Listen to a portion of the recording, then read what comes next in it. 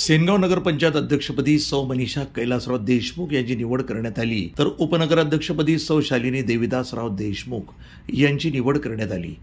सेनगाव नगरपंचायत अध्यक्ष आणि उपनगराध्यक्ष यांची निवड करण्यात आली असून ही निवड सेनगाव तहसीलदार सखाराम मांडोगडे आणि नगरपंचायतचे सीओ गणेश गाजरे यांच्या उपस्थितीमध्ये करण्यात आली असून यावेळी नगरपंचायतचे सर्व नगरसेवक उपस्थित होते। महाराष्ट्रामध्ये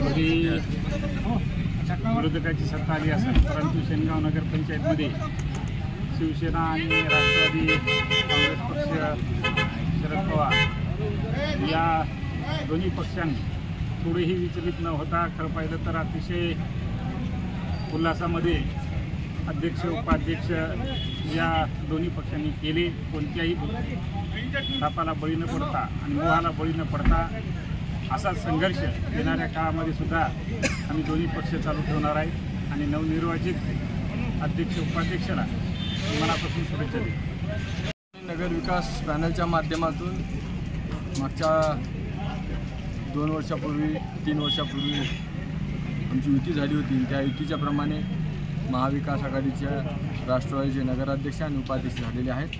निश्चितच येणाऱ्या कार्यकाळामध्ये सुद्धा आम्ही महाविकास आघाडी म्हणून सोबत राहणार आहोत आणि एकीकडे राज्याची सत्ता EVMच्या माध्यमातून जरी बदलली असेल तरी सेनगाव तालुक्याची आणि सेनगाव शहराची सत्ता ही महाविकास आघाडीकडेच आहे हे या ठिकाणी सांगतो। प्रतिनिधी महादेव हारण, सेनगाव, हिंगोली, NTV न्यूज मराठी।